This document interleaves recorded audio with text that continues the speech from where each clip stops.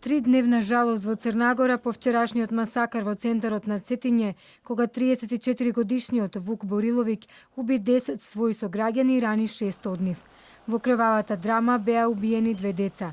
Бориловиќ по случаен избор со ловечка пушка пукал во соседите, итната медицинска помош, припадниците на полицијата и случајните минувачи.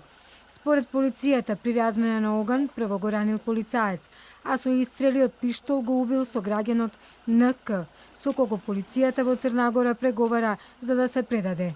Инаку обдукцијата открила дека Бориловиќ имал најмалку 5 влезни рани, а кои рани биле смртоносни, ќе проценуваат балистички експерти и патолози. Медиумите откриваат и дека тој имал дозвола за оружјето со кое го извршил масакарот во Цетиње, бидејќи имал дозвола за оружје како ловџија.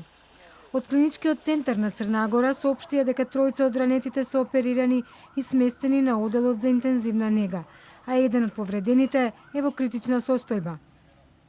У клинички центар Црне Горе су примljena 4 пациента. Во клиниката има 4 пациенти. Еден е на клиниката за неврохирургија и е на понатамошно лекување по операцијата. Тројца пациенти се на централното оделение за интензивна нега и по итна операција на нивно понатамошно интензивно лекување. Првиот пациент има доминантна повреда на главата и е опериран и е понатамошна интензивна терапија. Вториот пациент е со доминантна повреда на црниот дроб и е опериран и е на интензивна нега. Третиот пациент има повреда на главата и вратот. Оперирана е фрактура на десната надлактица и е на понатамошна интензивна нега. Директорот на болницата во Цетиње Иван Ивановиќ вели дека двете лица хоспитализирани во таа болница кои беа повредени во вчерашната трагедија се во стабилна состојба. Пациенти su stabilnog opšteg stanja, jedna muška i jedna ženska osoba, van životne su opasnosti. Станува збор за маж и жена. Тие се надвор од животна опасност. Првите пациенти во болницата почна да пристигаат вчера околу 16 часот.